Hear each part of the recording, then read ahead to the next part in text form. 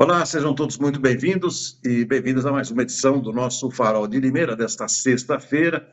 Programa hoje com alguns desfalques, então tivemos a iniciativa de reprisar alguns dos melhores momentos das duas últimas semanas.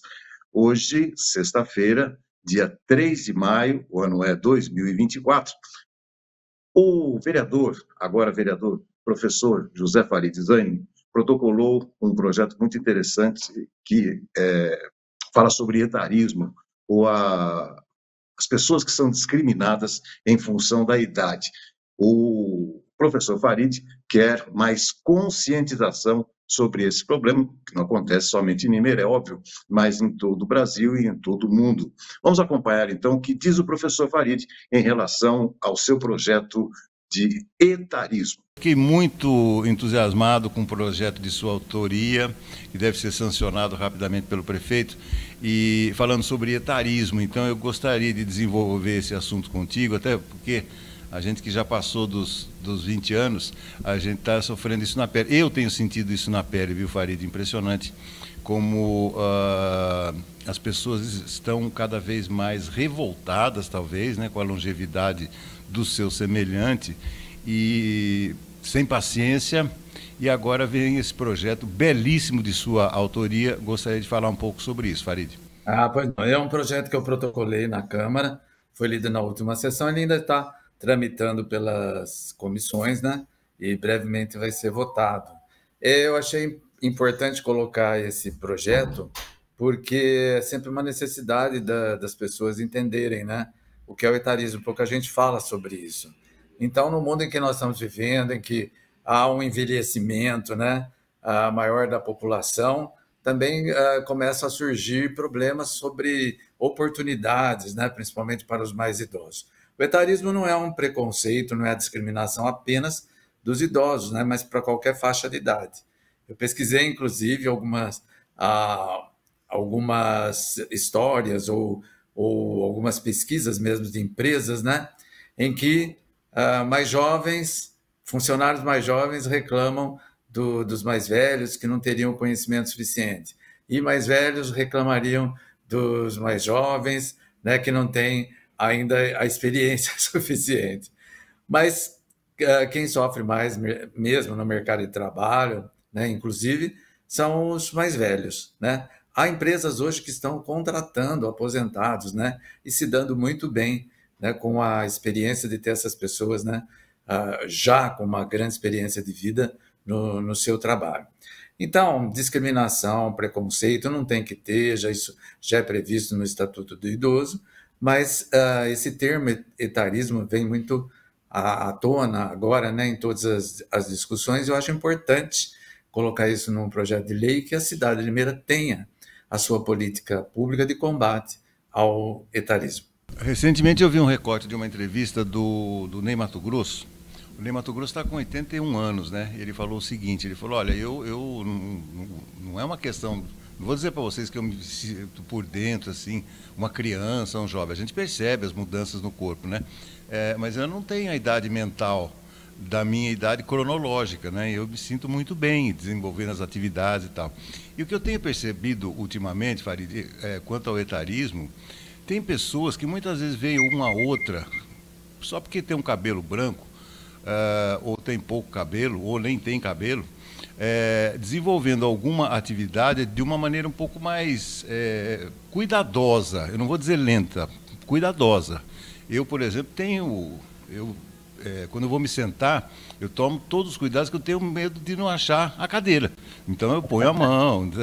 A gente vai ficando mais cuidadoso, com medo de tombo, né? E tem gente que absolutamente não tem paciência de aguardar um pouco, né? Não tem paciência quando está numa fila, a fila anda, você tem um descuidozinho ali, a pessoa já anda e tal. Então essa impaciência eu tenho percebido no meu dia a dia, viu, Farid? Não, é verdade, é verdade. Então, e os cuidados, como você disse, né? As pessoas vão ficando mais velhas, o corpo, naturalmente, isso é uma questão biológica, né? Vai perdendo algumas coisas, vai tendo algumas modificações, mas sua cabeça, se estiver perfeito estado, né? É tudo que importa. Então, nós temos que realmente ter cuidados, né? Com com o corpo, mas se você mantém a sua mente ativa, a sua capacidade intelectual, a sua capacidade de produção, né, você tem que realmente estar na ativa, estar no mercado de trabalho, estar dando a sua contribuição, né? Exatamente. Aliás, por falar nisso, eu vou te apresentar uma sugestão, que já vieram falar comigo também, facilitar o acesso também no cartão de idoso, né? Porque me parece que as pessoas têm que se deslocar até a prefeitura para fazer essa solicitação. Num mundo tecnológico, seria bacana que a pessoa pudesse fazer sei lá, um cadastro pela internet e receber esse cartão em casa, pelo correio, pagando uma taxa, obviamente, né, Farid? Fica aí uma sugestão Tá, também para facilitar a vida do idoso, viu? beleza. Tá Você bom. mencionou Ney Mato Grosso, né? A gente está vendo aí as pessoas, né? A geração desses grandes nomes da MPB, todo mundo com mais de 80 anos, né? Caetano Veloso, Gilberto Gil, Milton Nascimento, Bethânia, todos. O Milton já deu uma paradinha, mas por uma questão de saúde, mas todos eles, Bethânia com Caetano, fazendo show até com vendas esgotadas até dezembro, né? E vi ontem uma notícia muito interessante, né? A Miss Buenos Aires tem 60 anos, ela foi eleita Exatamente. Miss Buenos Aires, vai concorrer à Miss Argentina dentro das etapas aí do Miss Universo. Já pensou? É uma mulher linda, né? Belíssima, apareceu as fotos dela. Aí 60 anos, então isso quebra um paradigma, né? E é um exemplo contra o preconceito. Ela é jornalista e advogada, né? Uma pessoa muito bonita, interessante. Bom, e lembrando, né? A semana passada, em função de desacordos aí estruturais da obra do Pacaembu, o Roberto Carlos iria completar 83 anos fazendo um show no coração de São Paulo, né? É verdade. Aí, 83. então, fazendo show, né, um atrás do outro, com toda energia, com multidões querendo ver, né? Isso realmente é animador. Então, o propósito da lei é justamente esse, né? Colocar as claras e ver que a cidade se preocupa com essa questão e institui uma política, né, a respeito do combate ao etarismo. Perfeito, perfeito. Bom, e mais do que a lei, depois que sancionada, né, que ela seja amplamente divulgada, né, para que comerciantes, para que promotores culturais, né, para que todo mundo tenha essa consciência e espalhe essa ideia, né, o que é mais importante. A lei é excelente, mas quando a lei pega, é melhor ainda, né, Farid? Quando a lei pega, aí Exatamente. é a A maravilha. ideia é essa, né? De volta aqui com o Farol de Limeira, edição especial desta sexta-feira. Vamos agora reviver o que disse a sommelier e empresária também, Natália Molina, sobre o que está acontecendo no Chile, uma reviravolta. Ela, Natália, que sempre foi muito crítica da rotulagem dos vinhos chilenos, que normalmente expressando reservado, reserva, e ela é muito crítica, sempre foi em relação a isso. E agora ela explica, daqui para frente, como a gente deve conhecer os vinhos chilenos, principalmente. E ela diz, se você chegar no supermercado e lá tiver um vinho escrito reservado, ela fala, olha, é reservado para outra pessoa, não compre esse vinho. Acompanhe o que diz a sommelier Natália Molina sobre isso e muito mais aqui no nosso Farol. O Chile finalmente está banindo uma questão que você já fala há muito tempo, né? Que é a questão do reserva e reservado, né? Isso mesmo, Beto. Eu achei incrível, porque vai acabar com essa confusão de quem não conhece, né? Na verdade, reserva e gran reserva são nomenclaturas que existem há muito tempo, principalmente nos países da Europa. Então, Espanha, Itália, cada país tem uma legislação diferente. E o que significa isso, né?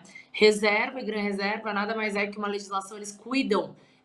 O produtor só pode colocar ali no rótulo reserva e gran reserva quando eles seguem algumas regras, como, por exemplo, tempo de vinho em barricas de carvalho e depois tempo de vinho envelhecido na garrafa antes de sair para consumo. Então, os reservas, eles ficam um pouco menos de tempo e os gran reserva mais tempo, tanto na barrica quanto na garrafa, para depois sair para venda. E aí, aqui na América do Sul, a gente não tem uma legislação que cuida disso. Qualquer pessoa pode usar reserva, gran reserva. Porém, reserva, ainda nas vinícolas mais sérias, a gente sabe que são aqueles vinhos também passados por barrica, que estão guardados ali há muito tempo na garrafa. Só que o Chile teve a sacada de uns anos para cá de usar uma pegadinha, um marketing, né? Que eles colocaram reservado, que não significa nada, é só para confundir, né, o consumidor. E na verdade são vinhos super simples, E aí eles colocam lá reservado, e aí quem não sabe tá lá na frente daquela gôndola com tantos rótulos, né? E aí aparece um vinho que não tá escrito nada e um reservado. E aí a pessoa, né, às vezes é o mesmo valor, e ele fala: "Ah, pelo mesmo valor eu vou levar esse reservado", que não significa nada, né? É só uma pegadinha de marketing que eles pegaram essa sacada do reserva e colocaram. E aí, eles anunciaram, eles vão tirar essa palavra, eles vão substituir por outras, né? Eu achei ótimo, porque aí o consumidor que não é obrigado a saber, ele não vai consumir coisas que às vezes ele tá pagando um pouquinho mais, até achando que é bom e não é, né? Ele não vai ser enganado, eu diria. Vale também para o tal do Gran Reserva, porque algumas vinícolas exageram e põem o Gran Reserva. O que é o Gran Reserva? Então, o reserva, ele tem menos tempo, tanto em barrica de carvalho quanto em garrafa, depois para ser guardada. E o Gran Reserva mais. Então, por exemplo, lá na Espanha, é obrigatório ficar em barrica de 2 a 5 anos, os reservas, e depois pelo menos mais 2 anos na garrafa. O Gran Reserva é de 3 a 7 anos, e na garrafa, no mínimo 3 anos. O Gran Reserva ele pede um pouco mais de tempo de guarda para assim sair para venda. Isso vale para outros países europeus, então, outros produtores europeus? Sim, cada lugar é uma legislação diferente. Tá. Cada país tem um tempo certo que eles obrigam a ficar. Então, aqui no Brasil, como eu falei, aqui na América do Sul, não tem uma legislação que cuida disso. Por isso a gente não tem como saber se aquilo realmente é um reserva ou um Gran Reserva, né? É diferente da Espanha, da Itália, Portugal, que eles têm essa legislação que eles cuidam. Mas para as pessoas não confundirem, o que eu costumo dizer, porque muita gente fica, qual que a Nath falou? É o reserva ou o reservado que é melhor, né?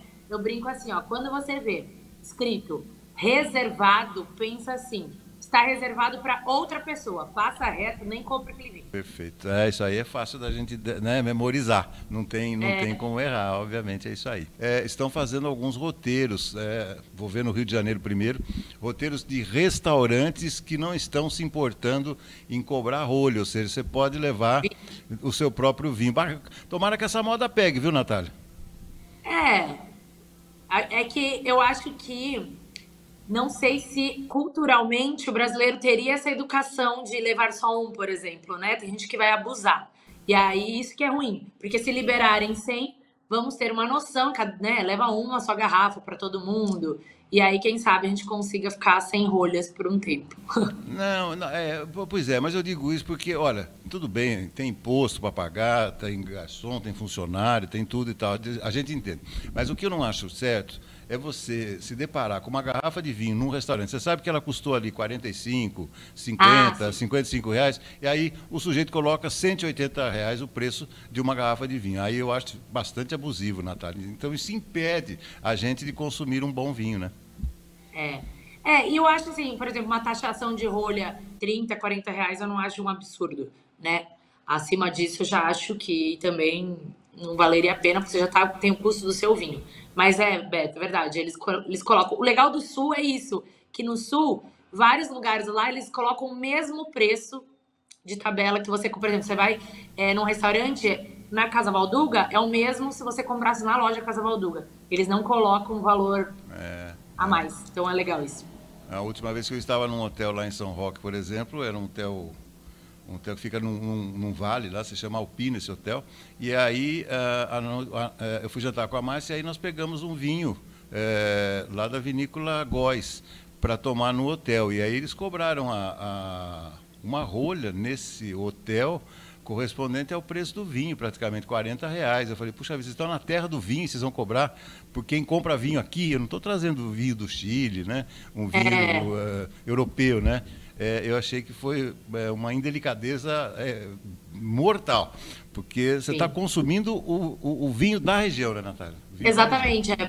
Por isso eu acho legal lá de Bento que eles fazem isso, inclusive o Spa do Vinho, o dia que eu estava lá agora em fevereiro, que eles até saiu em vários jornais também, agora a carta do Spa do Vinho é somente de vinhos de lá. Não tem mais vinho italiano, vinho argentino. É somente vinhos nacionais e os preços são super acessíveis. Spa do Vinho é um lugar que é um pouco mais caro, né, para se comer, mas os vinhos não são. É o mesmo ou quase valor que você paga nas vinícolas, então achei bem legal. Fabiana está nesse momento, então, o grupo que ela está liderando está visitando uma vinícola lá na região da Toscana, está aí a Fabiana também. Ai, meu Deus, que inveja, Fabi, que inveja, queria estar aí. É. Também, viu, Natália? Eu também, você viu? Então, ela está em solo italiano, na região da Toscana, e visitou anteriormente Milão. Agora, tem uma foto que ela colocou que eu achei assim, muito interessante, que é sobre uma promoção que eles estavam fazendo exatamente dos vinhos, do vinho Chianti. Olha aí, Natália, um Chianti Piscine com 50% de desconto. Olha que tentação. E olha o preço, Beto. Meu Deus, que tentação. Que beleza. Ela tem que ir com uma mala grande, hein, para trazer coisas boas. Você vê que beleza, Natália. Nós estamos no país errado, então, né? A minha tia veio esse fim de semana nos Estados Unidos, ela me trouxe um vinho de lá também, californiano, que depois eu te mostro, eu te mando a foto, porque eu super recomendo. É do Francis Ford Coppola, ele é o diretor do Poderoso Chefão. E aí ele produz vinhos, e aí ela me trouxe um vinho dele. Olha o Campari, que delícia! Bom, e aí então a foto, ela está com uma garrafinha de Campari na mão, onde nasceu a ideia do Campari, onde se desenvolveu a receita do Campari, que é uma bebida italianíssima, né, Natália? E é única, né? Não tem outra que se pareça com o Campari, não tem concorrente, né? É a única marca, assim, diferente da vodka, do gin, é único. Eu amo Campari. Sou suspeita para falar. E, Beto, eu não sei se dá tempo de eu contar uma história do Chianti, senão eu conto na próxima. Claro, por favor. Chianti, a história, né, que eles contam, como eles descobriram Chianti, como montaram Chianti, que na época Siena e Florença estavam em guerra e eles queriam demarcar qual seria Siena e onde seria Florença. Então eles decidiram escolher um cavaleiro de cada cidade. E aí eles tinham o Galo Nero, né, o Galo Negro, o Florença, que é marcado Chianti, na verdade, quem não conhece, o Galo Negro é a imagem, né, de Chianti, tá em todos os rótulos. E aí então eles decidiram, cada cavaleiro sairia da sua cidade e quando o Galo cantasse, ele sairia, acordava, sairia, e aí onde eles se encontrassem, esses cavalheiros, ali então ia ser demarcado. Até ali ia ser Florença, até ali ia ser Siena. E aí, o galo de Florença era um galo magrinho, fraco. E o galo de Siena era grande, robusto, bem alimentado. E aí, adivinha quem cantou primeiro? O esfomeado de Florença, né? Então, ele cantou primeiro. O cavaleiro saiu, então, isso né, em direção a Siena. E o galo lá, que era bem cuidado, bem alimentado, dormiu um monte, ele acordou, né? Depois de um tempo, ele cantou, depois de muito tempo. E aí, quando o cavaleiro resolveu sair, ele já estava encontrando o cavaleiro de Florença. Por isso, Florença é tão grande, Siena é tão pequenininho. E ali, onde eles se encontraram, é a região de Chianti, onde tem essas maravilhas da Toscana. Olha que bacana. Quer dizer que esse galo gordo era um galo filhinho de papai, então, né? Era um galo... Exato, mas bem alimentado, né? O esfomeado lá que cantou mais, era desesperado de fome, tadinho. Deixa eu aproveitar e te perguntar, Natália. Eu me lembro a última vez que eu estive lá no sul, a gente consome muitos embutidos que são feitos ali mesmo, né, naquela região ali, né? Salame, principalmente, eles gostam muito de salame, copa, né? Dá para harmonizar copa, por exemplo, com vinho, Natália? Fica legal? Fica incrível, mas adivinha qual que eu gosto de harmonizar? Espumante, né, Beto? Porque tanto a copa, quanto o presunto de Parma, quanto o salame, com vinho com bastante tanino também é bom, porque eles são gordurosos. Então, quando a gente pega um espumante, as perlagens vão limpar a nossa boca. Então, ele faz essa harmonização perfeita. E os com muito tanino também, né? Porque ele tem essa sensação de adstringência. Então, quando você come uma coisa muito gordurosa, combina tanto com o espumante, quanto um vinho com bastante tanino. Eu fico na parte do espumante, que eu acho que combina, sim, maravilhosamente bem com copa, com presunto de Parma, é incrível. Inclusive, anteontem eu fiz uma harmonização só para mulheres, foram 30 meninas, e aí tinha, né, era um espumante, um vinho branco e um vinho tinto. E aí o espumante eu harmonizei com copa, com salame e presunto de Parma, O vinho branco a gente fez com uns cremes de queijo e o vinho tinto foi com um gorgonzola com uma geleia de especiarias de morango. Ficou incrível também essas harmonizações. Poxa, que bacana. Nossa, deu vontade agora aqui, viu? Que bacana, uma geleinha, né? Você sabe que... Então, deixa eu aproveitar, vai. Esses dias eu comprei uma geleia de damasco com pimenta. Dá certo também? Dá, só que lembrando que a pimenta, ela é inimiga do álcool. Assim, quem gosta de coisas apimentadas, quando você saiba que você vai comer uma pimenta e tomar um vinho tinto, por exemplo, ele vai intensificar o sabor da pimenta. Por isso a gente fala que tanino e pimenta e álcool e pimenta brigam, né? Então, se você, por exemplo, gosta, tudo bem, tome, seja feliz. Mas o que eu indico, por exemplo, fazer um jantar, às vezes você não sabe se a pessoa gosta tanto de pimenta, são vinhos mais leves. Como vinhos verdes, por exemplo, que tem pouco por cento de álcool, de 8 a 11%, ele vai cair super bem com essa geleia de damasco com pimenta, por exemplo. Então, tem que tomar cuidado só com o álcool e o tanino, que pode deixar mais agressivo. Aliás, esse eu descobri, não foi no curso de vinho, esse eu descobri por experiência própria. Uma vez estava na Bahia com umas amigas e eu fui comer um acarajé com pimenta, porque eu amo, só que eu não sabia que a pimenta deles não é uma pimenta que a gente está acostumado, né? Então aí eu fui comer um acarajé e ela colocou, sei lá, 2, 3 gotinhas só de pimenta. Beto, aquele negócio começou a pegar fogo na minha boca e eu tava tomando uma cerveja. E aí eu tomava a cerveja, aquilo apimentava mais, e aí não tinha água para comprar perto, foi um caos. Aí eu descobri que pimenta com álcool só intensifica, não dá certo. Então, se você vai comer uma coisa muito apimentada, eu sugiro evitar álcool. Não, você sabe que eu tava com a Márcia em Salvador há cerca de uns 2 meses, 3 meses, e nós estávamos lá perto do Pelourinho, lá naquela região, e tem alguns restaurantes pequenininhos ali, típicos, né, característicos, e eu vi que a Márcia queria ficar naquelas lojinhas lá, vendo artesanato, vendo vestidos. Eu falei, Márcia, eu tenho a oportunidade de comer agora um bobó de camarão, aliás, o camarão à baiana, em Salvador. Eu vou fazer isso porque você não, né, ela tem a alergia, né, com camarão, etc. E aí chegou lá. Aliás, um prato belíssimo. Numa outra oportunidade eu vou te mostrar o prato. E aí veio a pimenta. E a pimenta veio em forma de uma pequena vasilhazinha, bem pequena mesmo, tipo um vinagrete. Eu falei, eu pedi pimenta, né? Ela falou, não, essa aí é a pimenta, mas não dei nada pela pimenta. Natália do céu. Quando eu coloquei naquele prato de barro, assim, olha, eu tive que separar depois, porque é muito forte. Pensa numa pimenta forte, era essa aí. Foi lá mesmo que eu comi, que fica em frente ali, logo para subir no elevador Lacerda, né? Que tem aquele pessoal da capoeira. Foi ali mesmo que eu comi o acarajé. Diz que é um dos acarajés mais conhecidos de lá. E eu fui comer, e aí falei, meu Deus, a pimenta não é nada de pimenta que a gente está acostumado. Não. É o acarajé da Lúcia também lá, experimentei também, uma beleza. Não, só por falar em pimenta, tem um outro prato tradicionalíssimo também, que é o steak ao poivre, né? Que é o filé mignon com molho de pimentas. Você está falando da pimenta vermelha, mas no caso da pimenta preta ou pimenta verde, é o mesmo raciocínio? Não, porque se ela não for tão apimentada, tão forte em boca, por exemplo, geralmente a pimenta preta, ela é mais aromática do que ardida. E aí você pode usar um vinho tinto que tenha bastante presença de especiaria, por exemplo, né, em aroma, porque aí você consegue harmonizar. Tem vários vinhos que ele tem aroma de pimenta preta, por exemplo, que aí você vai harmonizar bem. É só quando é muito, muito apimentado, evitar essas... Eu gosto de pimenta e eu gosto de intensificar a pimenta, mas igual, não uma pimenta que você não consegue nem comer, né? Tá bom. Uma pimenta sutil, em geleia, é tranquilo, né?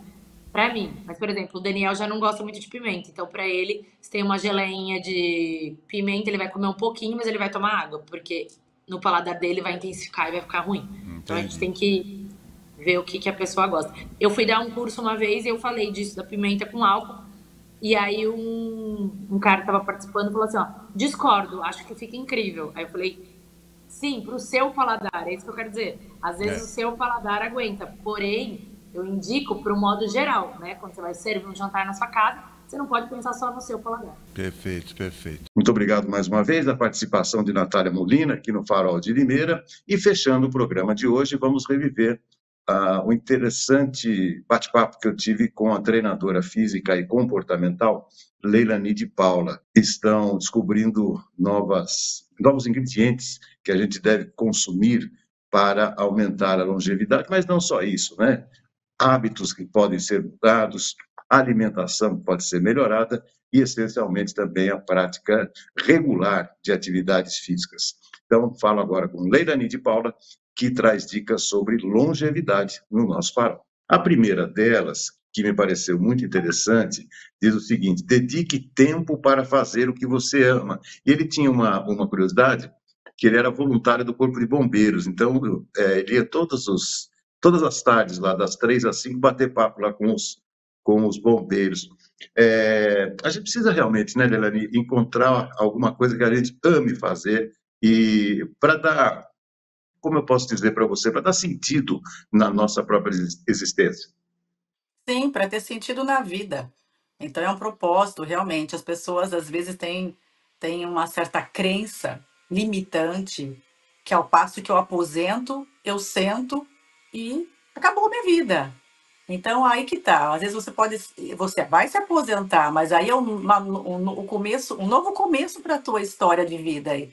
Você pode agora aproveitar o tempo que lhe resta e sem se preocupar tanto assim com dinheiro, você conseguiu, você trabalhou, você já fez a sua contribuição, e agora traçar novos objetivos, as suas metas aí para poder envelhecer com saúde. E é isso, essa pessoa com certeza manteve bons relacionamentos, isso que é uma coisa muito importante, porque é o relacionamento que mais causa estresse ao ser humano. Isso a psicologia comportamental já fala sobre isso. Relacionamentos positivos e o quanto isso pode ser prejudicial à tua saúde mental e à sua imunidade quando você não tem esses relacionamentos positivos. Relacionamentos tóxicos, amizades tóxicas, pode causar doença, pode causar um câncer na sua vida. Então ele manteve, provavelmente, uma boa relação com seus amigos, teve um bom casamento, que isso aí também é fundamental, porque ele passou ali mais de 50 anos ao lado de uma mulher e essa mulher contribuiu muito para a sua saúde. Então ele não estava ali sozinho. Teve filhos, teve seus netos, bisnetos. Então, realmente ele foi um homem ali de muita sorte e com o que isso contribuiu. Esse ecossistema contribuiu para que ele pudesse ter uma longevidade. Então, isso é importante, observar o ecossistema. Então, são coisas bem pontuais. É a saúde, é o estilo de vida, não beber, não fumar, não usar drogas, dormir bem, se alimentar bem, ter bons relacionamentos, estar em atividade constante. Muitas pessoas idosas gostam de andar na sua bicicletinha e fazem no seu ritmo, mas estão ali o tempo todo se exercitando. Então, tudo isso, Roberto, vai garantir sim um estilo de vida mais saudável e vai fazer com que você envelheça bem. Então, é a observar o ecossistema e o seu estilo de vida.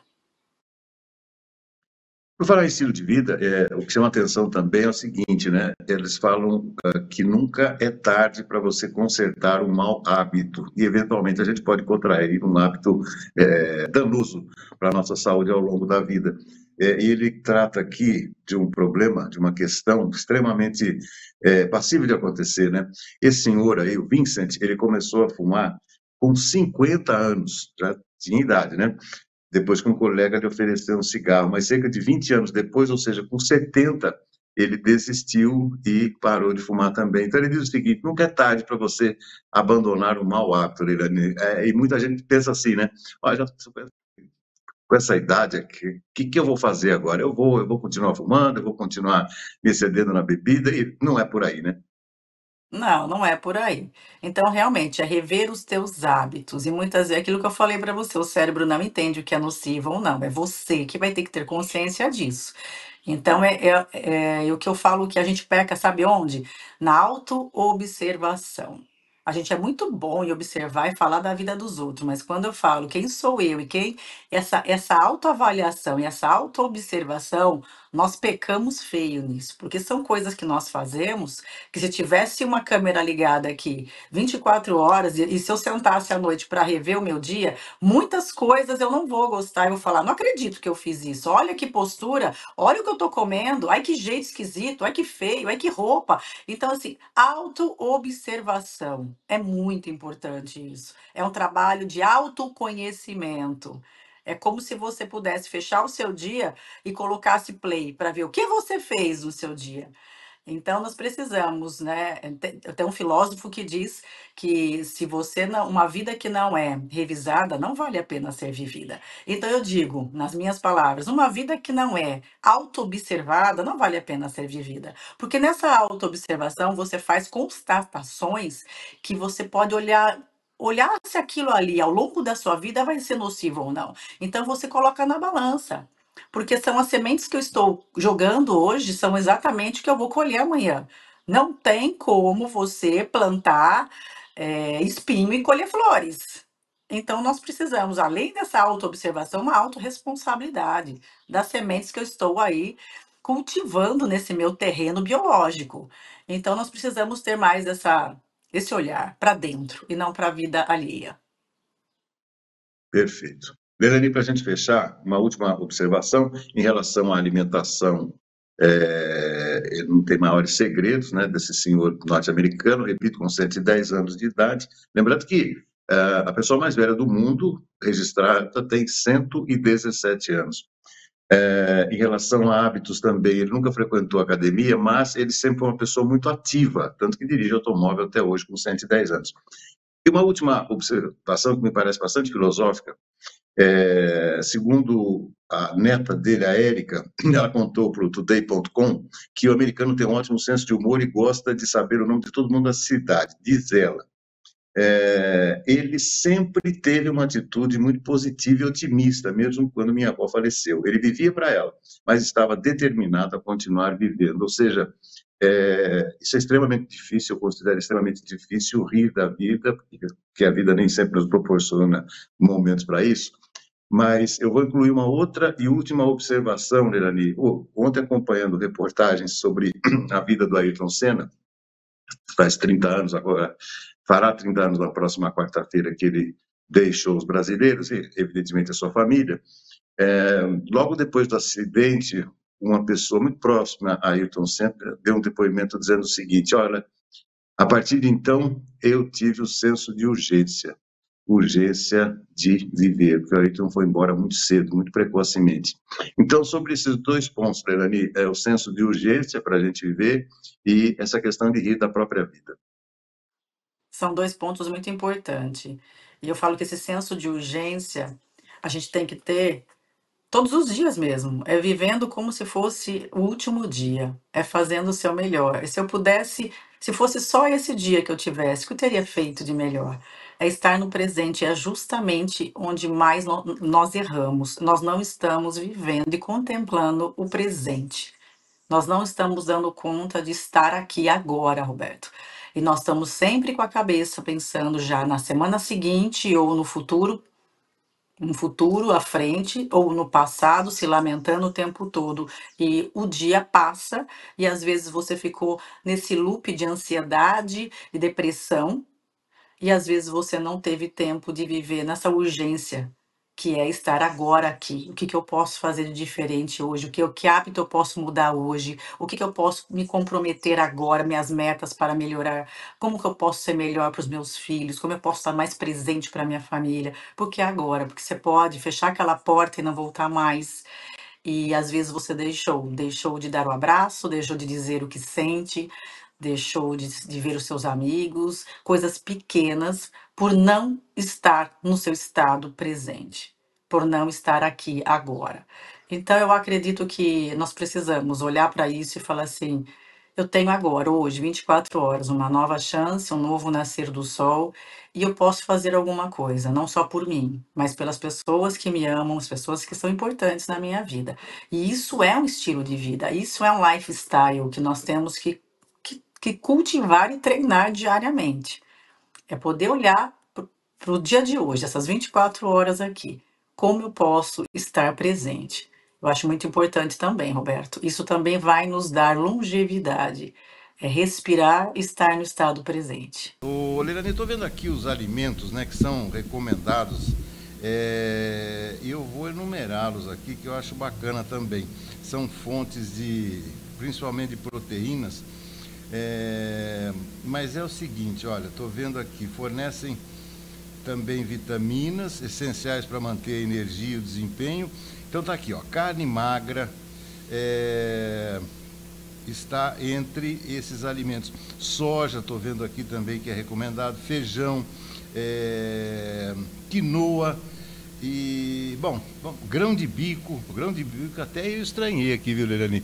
Mas esses alimentos, inclusive, fazem parte daquilo que a gente conhece como dieta mediterrânea, né, Leilani? Sim, e é uma dieta muito saudável. Nós sabemos que a proteína vai nos ajudar a construir músculos e o carboidrato é importante para nos dar energia e principalmente funcionar o cérebro também. Não é só a gordura e só a proteína que o cérebro precisa, não. Ele precisa de glicose para funcionar. Tanto é que quando eu estou com fome e eu percebo que estou ficando tonta e não consigo mais fazer matemática nenhuma, né? Não consigo ser racional, é porque está faltando glicose mesmo, carboidrato. Mas isso não significa que eu estou precisando de açúcar refinado. Quando a gente fala de carboidrato, é o carboidrato complexo. Então, eu venho de uma geração que extinguiu o carboidrato como se fosse o vilão das dietas. E começou muita restrição, fazendo dietas cetogênicas, dietas zero carboidrato, só proteína. E isso pode prejudicar também. Então, não dá para ser radical, né, Roberto? Nós temos que pensar em todas as funções metabólicas do nosso corpo e o quanto esses alimentos precisam ser distribuídos de uma forma equilibrada e buscar por um profissional da saúde para que possa ver a sua necessidade. Porque se eu tenho um serviço braçal, se exige muito do movimento corporal, se é uma pessoa que trabalha em linha de produção e faz força, eu preciso ter uma ingestão logo pela manhã equilibrada para isso. Então, se é uma pessoa que tem um trabalho mais sentado, onde é mais mental, eu tenho que pensar sobre essas questões. Como é o ritmo de vida dessa pessoa?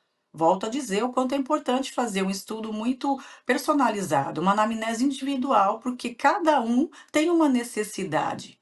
E hoje nós estamos vivendo numa era sobre fazendo os jejum intermitentes. E nós estamos encontrando pessoas dentro da academia com frequência fazendo jejum intermitente e treinando. E tem pessoas que falam: não, não pode, tem que comer tantos ovos pela manhã. Então, a gente tem que abrir os olhos para isso e ver a necessidade dos nossos clientes e nos adequarmos também como personal trainer. Porque muitas coisas que a gente aprende na faculdade, como regra, não é uma crença que tem que ser levada para todo o biotipo. Então, nós temos que estar vendo realmente a necessidade daquele indivíduo. Então, o mais importante de tudo é estar aberto a essas informações e atualizado para entender a real necessidade do que nós estamos vivendo hoje. Há um falso conceito aí de que a ingestão de carboidratos engorda. Você pode desmistificar isso? Sim, eu também quase acreditei nisso, em uma fase da minha vida. No começo da minha profissão, eu falei assim: bom, vou tirar totalmente o carboidrato à noite.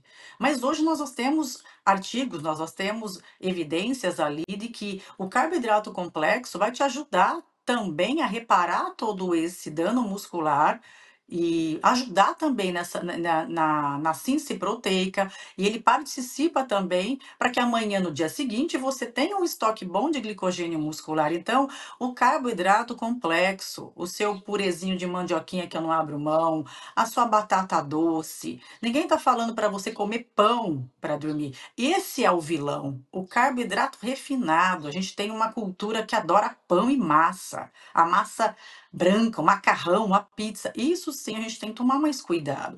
Então, quando a gente fala de carboidrato, qual é o vilão? Nós temos que saber avaliar o alimento, o que é prejudicial, o que vai virar gordura e açúcar, o que vai estocar ali no meu corpo, na região abdominal, e isso sim é nocivo.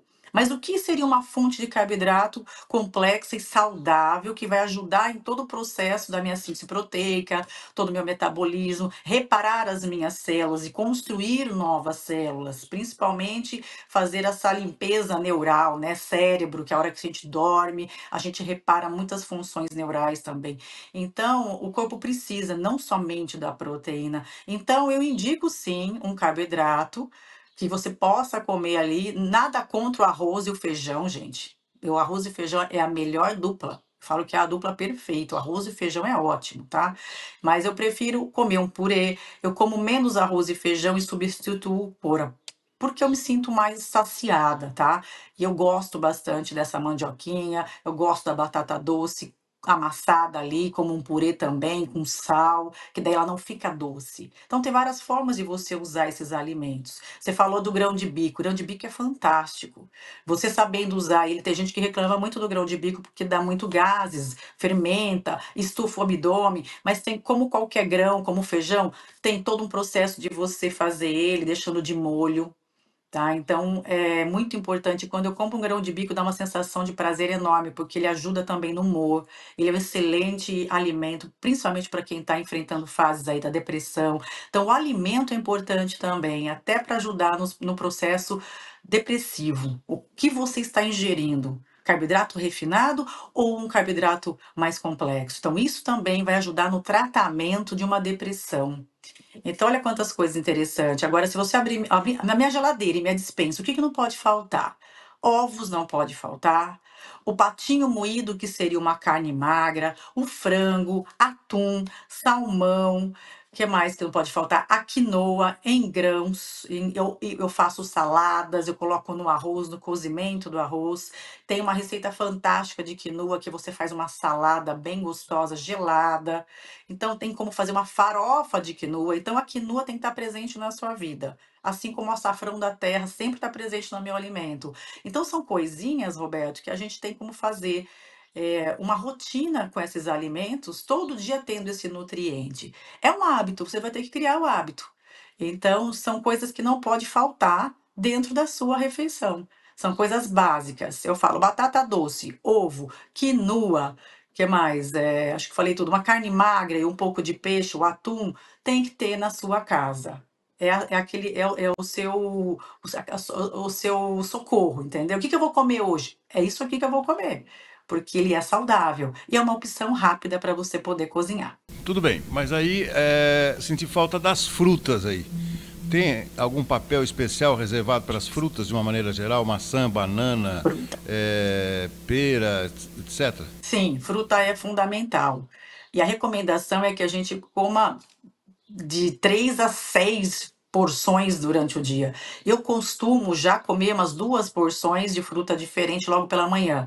O mamão é fundamental. Mamão com chia não pode faltar no meu café da manhã. E ali você vai. O que que é importante? Você observar quais são as frutas da época. O que que você está encontrando muito? Hoje tem muito pitaia, então eu já acrescento a pitaia, porque ela é ótima, antioxidante, radicais livres, combate todos eles. Então você observa qual é a fruta da estação, porque ela é mais rica em nutriente. E onde é o momento que mais eu coloco a fruta? Logo pela manhã. Eu tomo a água, preparo o teu corpo para receber o alimento, hidrata esse corpo. E a água é importante não só para a questão de intestino, estômago, é a fáscia do nosso corpo que reveste os músculos, ela precisa de água. Até para evitar dores articulares, eu preciso de água. Então, a hidratação é fundamental. Então, já garante uns 2 copos pela manhã para que você possa estar bem hidratado. E coloque a fruta, porque a digestão disso ela é diferente de um alimento mais complexo como um carboidrato. Então, come a fruta separada, dá um tempo para isso. Muitas vezes, as pessoas que têm problemas intestinais, a água e a fruta, você já regula até o teu seu intestino. Então, são rotinas, principalmente para quem tem constipações. Então, a fruta logo pela manhã, 3, 4 porções, se você puder, escolha o alimento ali, as frutas da época. Agora, durante a tarde, logo após o almoço, que a gente tem aquela vontade de comer um doce, que já tem uma queda do seu glicogênio também, você vai lá, come outra fruta. um abacaxi delicioso, pode colocar canela para ajudar, porque ele é um termogênico. Então, são regrinhas que quem vai te ajudar, Roberto, é uma nutricionista, mas hoje nós temos informação na internet, assim como o Farol está oferecendo esse momento aqui, que é que eu posso contribuir e compartilhar um pouquinho da minha rotina. É o que eu faço naquele momento após o almoço, aquela loucura de comer um doce. Não deixo de comer meu chocolatinho, mas quando você come a fruta primeiro, você já tá tranquila. O doce da fruta já vai te ajudar e ele é muito mais saudável. O que que a gente recomenda? Tem aquele mito de achar que a fruta faz mal. A fruta vai causar problema na saúde. Não, o problema é você querer fazer suco da fruta. Porque Deus criou a fruta com o bagaço, com tudo que você precisa comer para que aquilo possa quebrar a frutose e ser digerida de uma forma mais equilibrada no seu organismo. Agora, uma laranjada, você coloca quantas laranjas ali? Isso sim é uma sobrecarga para o teu corpo. Chupar uma laranja é diferente de uma laranjada, você concorda comigo? Então nós precisamos descascar mais essas frutas e poder comer essas frutas de uma maneira mais saudável e evitar sucos. E muito menos ainda, né? Muito mais ainda, evitar adoçar o suco. Se for fazer um suco, uma vitamina, um detox, qualquer coisa que seja, não colocar o açúcar. Então, menos açúcar na vida e mais açúcar da fruta natural e, de preferência, você comendo ali com as fibras. Porque quando você bate essa fruta, você está quebrando todas essas fibras. E isso vai sobrecarregar o teu organismo, né? Agora, aliás, está chegando o mês de junho, né? Maio, junho aí é mês das laranjas de casca mole, né? Como a gente fala, uma tangerina, Isso, né? as mexerica, pocã, Isso. mexerica, eu já encontrei. Eu já encontrei. Sim. Bacana, bacana.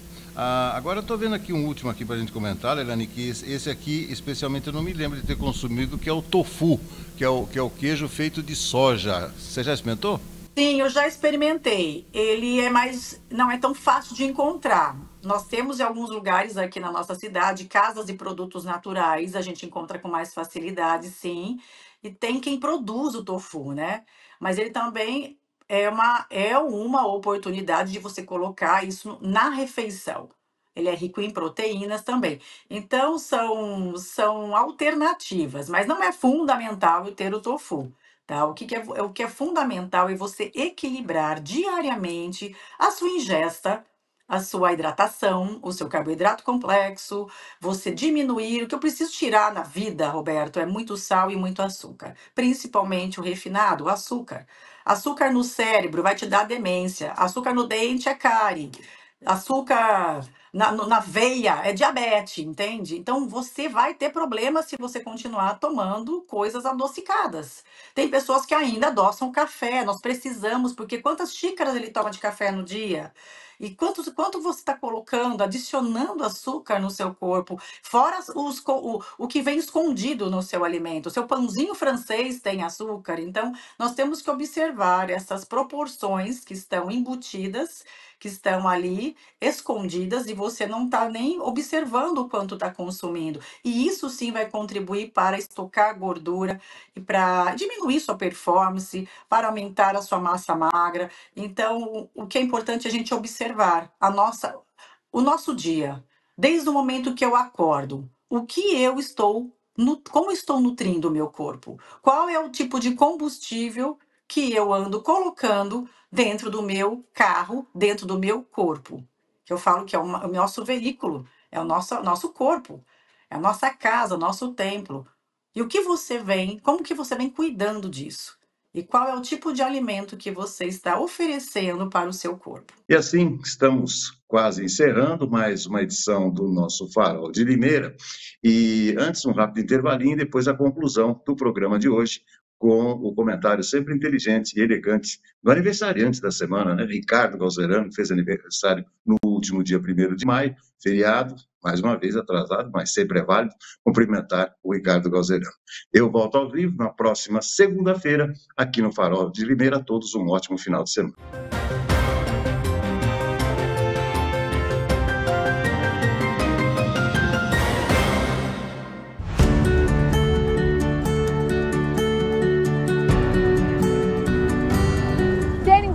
Na área mais valorizada de Limeira, esse é o Cidade Universitária 2.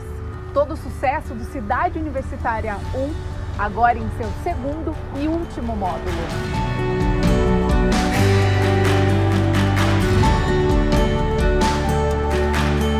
São lotes comerciais e residenciais a partir de 250 metros quadrados, com infraestrutura completa e ao lado da Unicamp.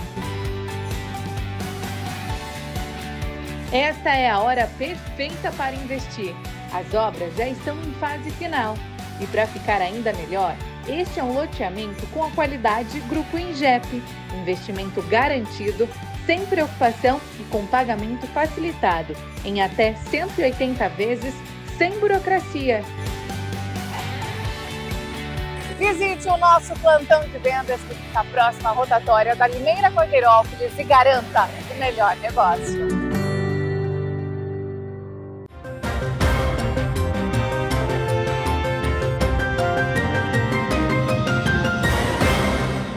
Segunda-feira passada aconteceu uma partida de futebol no Morumbi. Desculpe, Morumbis, desculpe, São Paulinos, me acostumar com Morumbis. Uma partida com mais de 50 mil pessoas entre Palmeiras e São Paulo. Na entrada ao gramado das duas equipes, os jogadores trouxeram acompanhados crianças, ou cegas, ou com sérias deficiências de visão. Uma coisa comovente, aquelas crianças tão novas e já desprovidas de enxergar, ou de bem enxergar, ou de nada enxergar. Aquilo foi emocionante para mim e acredito que para muitas pessoas. Eu vi alguns jogadores, inclusive, emocionados com aquela situação, e aquilo serviu mesmo para servir de um alerta para as pessoas. E darem graças a Deus quando tem uma boa visão perfeita. E não reclamarem tanto da vida. Mas, do outro lado, na arquibancada, aconteceu uma outra coisa. Uma coisa também brasileira. Hoje não se pode colocar duas torcidas no mesmo jogo. Que eu acho um absurdo.